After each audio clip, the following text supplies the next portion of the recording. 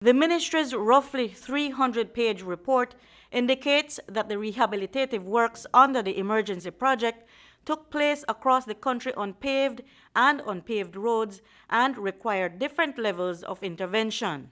The contracts given out were said to reflect the exact needs as identified by a damage assessment that the ministry conducted.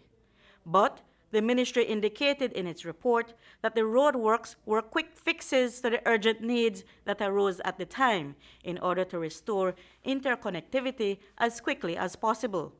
So long-term work has to be sorted out to keep the roads usable. Those contracts were awarded to a total of 28 contractors for a variation of works. The ministry states that all of the work has been completed except for the Philip Golson Highway between miles 8.5 to mile 11, which is about 80% complete.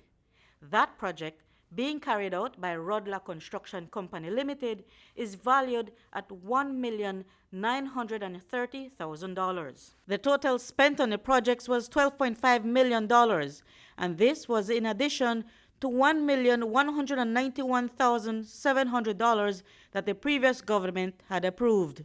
While in some cases, more than one contract was awarded to the same contractor, each contract outlined its own scope of work. The ministry indicated in a report that in the awarding of the contracts, its goal was to cut costs in transportation and mobilizing the ministry's equipment. Contracts that were worth over $50,000 were approved by the financial secretary and vetted by the Contractor General. Completion certificates with the amount of money spent and before and after pictures are also included in the detailed report. It lists the roads that were compromised by persistent rainfall due to the passage of Hurricanes Etta and Iota in late October and early November of 2020, just before the government changed. The ministry said that the problem was compounded by the fact that a number of the feeder roads had not received any kind of maintenance or rehabilitation for years. The problem prevented farmers from accessing their farms. Reporting for News 5, I'm Marion Ali.